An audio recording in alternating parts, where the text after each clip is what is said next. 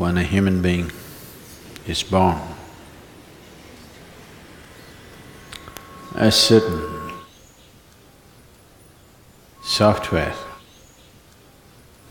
is set within himself, which is a combination of time, energy, and the information that he carries with him.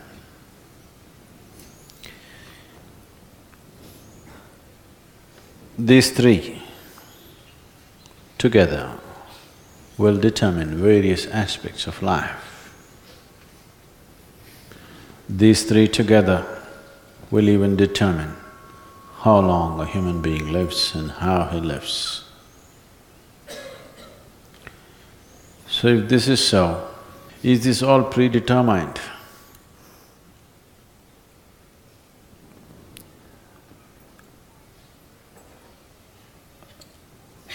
The information is definitely predetermined. This does not mean you cannot take in new information. It is just that it kind of pushes you or pulls you towards certain type of things, depending upon what kind of information you have.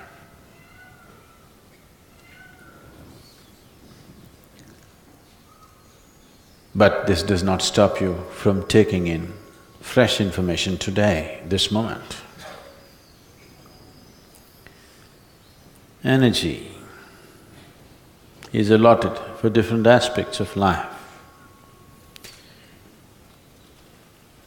This information that we were talking about, the whole heap of information, is referred to as sanchita or sanchita karma. The allotted information which must be handled, which is more urgent, express, and a little more compulsive than the rest of it. This information that you have is from elsewhere, what life has gathered. The energy allotted within the system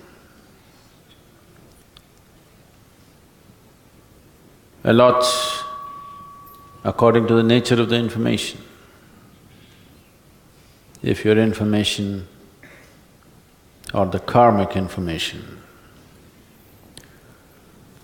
is leaning towards or veering towards, let's say, for example, physicality, you will see the energies naturally allot themselves into the physical structure of who you are.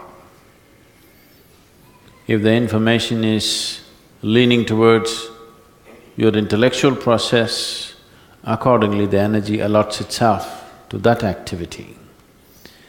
If the information is very emotional, energy allots itself to that dimension. If it is inclining towards a spiritual dimension, then energy allots itself in that direction. This allotment is happening by natural tendencies, but this does not mean one cannot reallocate. One can reallocate, but if you simply go by your tendencies, yes, life is predetermined. If you are 100% a slave of your tendencies, life is predetermined. Very easily we can predict what will happen. Reallocation of energy, how we manage our energies, in which direction we focus on energies, do we enhance it or do we deplete it? These things are very much in our hands. But the third dimension, which is an important composite of one's life, is the time. Time ticking away all the time. You can't slow it down, you can't hasten it.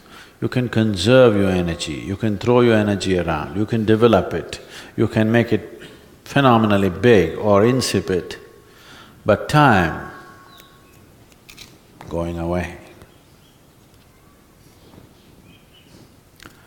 So this time has its own intelligence and it flows according to certain parameters of karmic information and the energy allotment that's available in one's system. So can't we do anything about it? We can, but that is a much more elusive dimension of life than the other two. The other two are much easier to manage and manifest in one's life. Generating energy and using it the way you want. Not allowing your tendencies to determine the nature of your thought and emotion and activity is much, much easier than taking charge of time. Even the Adiyogi took charge of time only when he was in certain states. When he was in such states, we refer to him as Kala Bhairava, that he took charge of time. Time determines the nature or the duration of one's life and death. Both life and death are within the ambit of time. So time, one who has mastery over time has mastery over life and death. One who has mastery over his energies has absolute mastery over his life, but not over his death.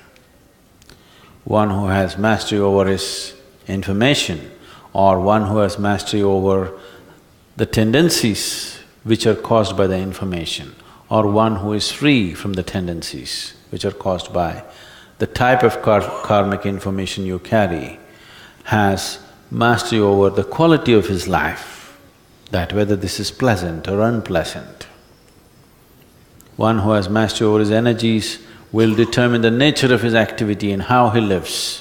One who has mastery over time will determine the nature of his life and death, and he can determine whether he wants to live or die. So these three components together is the making of life. These three components together is what you are right now. The accumulation of body, the accumulation of information is essentially determined by these aspects. Depending upon what type of karmic information you have, you tend to go towards a certain type of information, certain type of activity. Depending upon how your energy is allotted, you naturally tend to choose certain type of activity. So they were asking me, Sadhguru, an activity, isn't it a barrier? If we give up activity, won't we be progressing spiritually faster? If you can give up all levels of activity, yes, for sure. Giving up activity, all levels of activity includes food and going to the toilet and what happens in your mind. Nice karma is the best karma. That means no activity, everything is at standstill. You just don't do work, that's not nice karma, that's bumming around.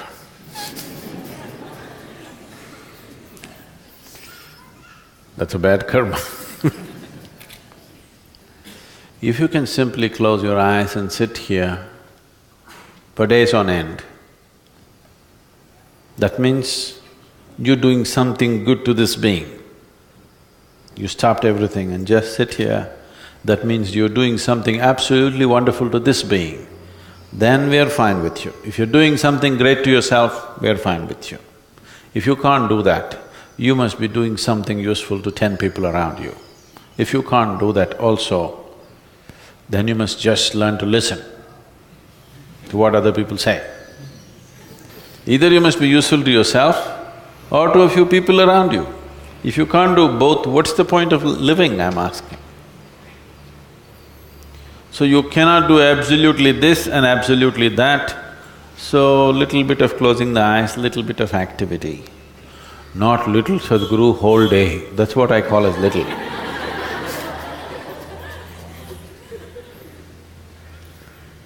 Because 24, is it such a great number? Is 24 a very big number? Even this little child knows what is 24? Yes, see. Even this little baby knows what is 24. All 24 hours. Either it must be invested in sadhana or in work. What about my sleep? That should also become sadhana and that should also become a tool for work. Rest is the basis of activity, do you understand? Rest has no purpose by itself. If you only want to rest, you must rest in peace. If you want to practice only rest, then we will bury you. You can practice rest. Rest is used only as a basis of… all activity is based in restfulness. So we want you to be in a restful condition so that you could be active. So sleeping and waking up is just management of energies, that's all. Time you cannot manage, it's rolling. If you sit, it's rolling, if you stand, it's rolling, if you sleep, it's rolling, you can't stop it. But sleep and activity is a way of managing our energies and a way of coming back with new force tomorrow morning. As you go, you're like a battery cell, slowly comes back. So you charge it up and again come back. The idea of charging the battery is to put it to use again, isn't it? Nobody charges a battery just for the sake of charging a battery. You charge the battery because you want to use it.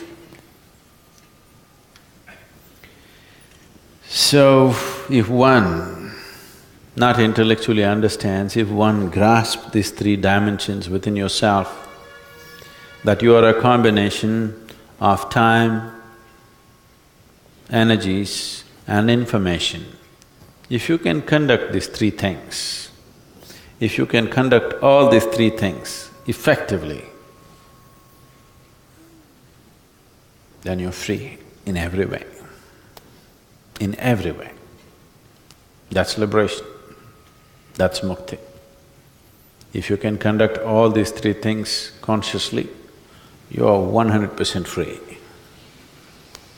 If you just conduct your information consciously and you can manage it well, you are 33% free, you still don't have passing mark.